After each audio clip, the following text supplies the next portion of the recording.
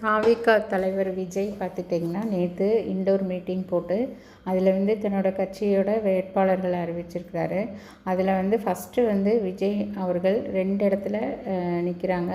ஒன்று சென்னையில் பெரம்பூர்லேயும், 2வது திருச்சி கிழக்குலேயும் நிற்கிறாங்க. 2 இடத்துலையும் கண்டிப்பாக விஜய் தான் ஃபஸ்ட்டு ஜெயிப்பார்.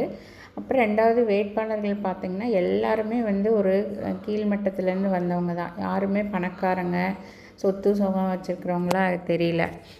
இவரே தனிப்பட்ட முறையில் இவரே இன்டர்வியூ பண்ணி இவரே செலக்ட் பண்ணியிருக்கிறாரு. 234 தொகுதிக்கும் இவர் தான் நேரடி இன்டர்வியூ பண்ணி இவர் ஆள்களை தேர்ந்தெடுத்திருக்கிறாரு. இதில் பார்த்துட்டிங்கன்னா அவரோட டிரைவர் ஒருத்தர் 30 வருஷமாக அவரோட இருக்கிறவர், அவரோட பையனுக்கு கொடுத்துருக்குறாரு வேட்பாளராக எம்எல்ஏக்கு. அதில் அவங்க அப்பாவும் அந்த பையனும் ஒரு பேர் அனௌன்ஸ் பண்ணோடனே அப்படி ஒரு நெகிழ்ச்சியாக கண்ணீர் விட்டு அவங்களோட சந்தோஷத்தை வெளிப்படுத்துகிறாங்க. இது உண்மையாலுமே ரொம்ப பார்க்குறவங்களுக்கே ஒரு நெகிழ்ச்சியாக தான் இருந்தது. ஸோ அவரோட ஆட்டிடியூடில் அவர்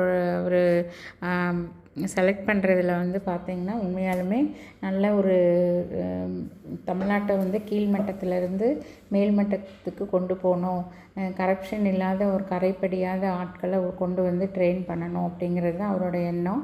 ஸோ இவரோட எண்ணத்துக்கு ஒரு வாழ்த்து சொல்லலாம்.